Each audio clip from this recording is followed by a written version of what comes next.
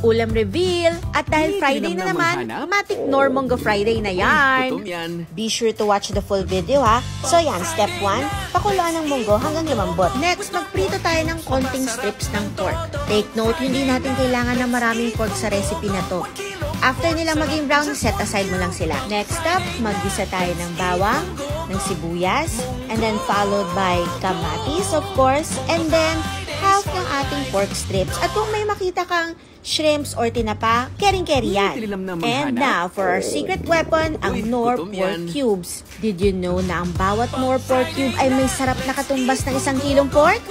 Now you know! So ayan, ihalo na natin mabuti sa ating ginisa. Sabay ilagay ang ating nilagang munggo. At saka lagyan ng maraming tubig according to your liking. And then takpan to simmer. Then after a few minutes, voila! Ready na siya! Pwede na natin i-turn off ang heat at ilagay ang iyong preferred gulay. Pwedeng dahon ng sili, malunggay, o spinach. Bahala ka kung saan ka masaya. Now, don't be shy sa pagsandok ng maraming kanin at isa lang na ang napakasarap nating ginisang munggo.